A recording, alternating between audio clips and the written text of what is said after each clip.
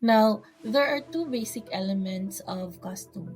One is the material factor or the state practice, and the second one is the subjective factor or opinio juris.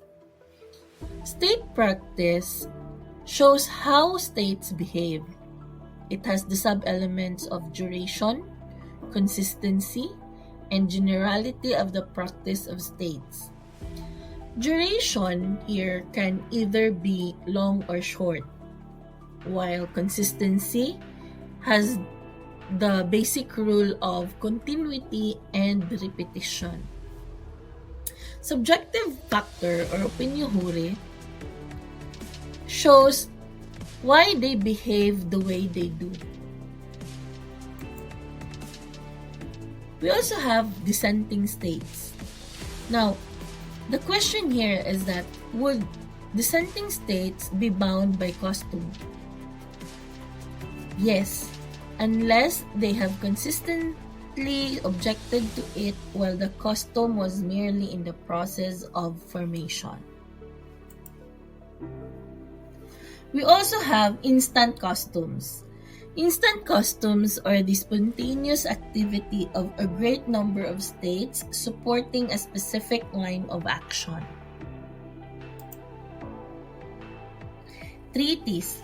Treaties are also known as international agreements. Treaties determine the rights and duties of states just as individual rights are determined by contracts. Their binding force comes from the voluntary decision of sovereign states to obligate themselves to a mode of behavior. The relationship of treaties and customs. Treaties and customs are of equal authority in international law and are both binding even if they cover the same issue. Now, if treaties and customs are in conflict, the general rule is that treaty would prevail.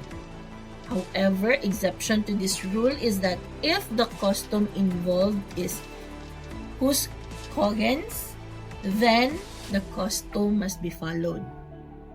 A treaty may create a custom, provided that it was intended to be norm-creating and such treaty content is supported by widespread and uniform practice. A treaty is void if at the time of its conclusion it conflicts with a peremptory norm of general international law. Created using Powtoon.